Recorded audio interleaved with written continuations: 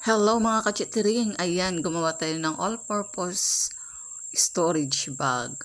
Ayan, gumipit kayo ng mga ganyang sukat para kayo ay makagawa rin ng ganito. Unahin muna natin ang 21/6, ilagay muna natin yung zipper. Nasa gitna po ang zipper niyan. Ayan. Isunod nga natin, tahiin natin yung sa gilid niyan. Yan, tinuro ko. Ayan. Kasunod po niyan, itong bulsa sa loob. Para mga lagayan ng anik-anik. Hindi siya nakahiga lang o pwede siya patayo. Tinagyan ko na nga ng dalawang slider para magkasalubong siya. Isunod ko na nga itong sa likod. Itong 6x4. Ayan, para makover na yung zipper niya. Ayan, pati dyan sa kabila. Tingnan nyo ang paggawa ko ng ganito. Ayan o. Trinol ko siya para makunik ko dun sa may kabila din. Hindi kita ang tahi niya dun sa loob.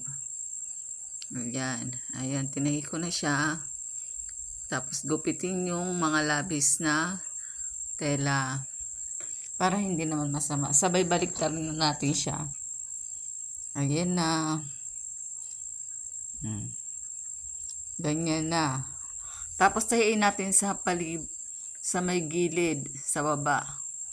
Ayan, isunod na natin itong pangbaba niya na pangsahig. Ayan. Saka natin i-connect dito sa kanyang body.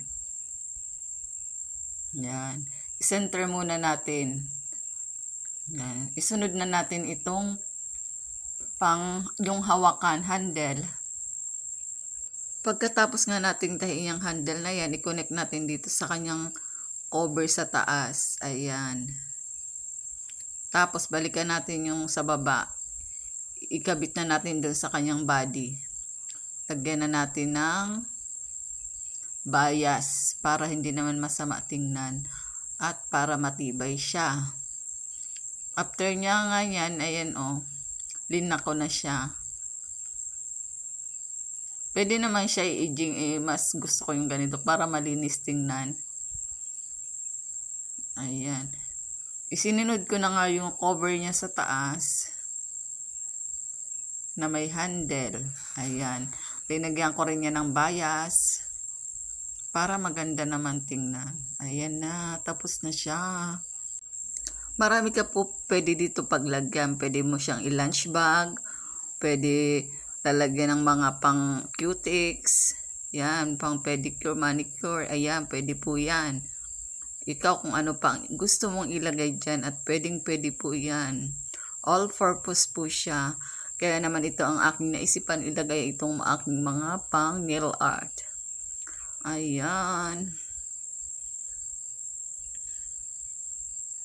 Sana nagustuhan nyo. Thank you for watching. Please support Chat Tiring.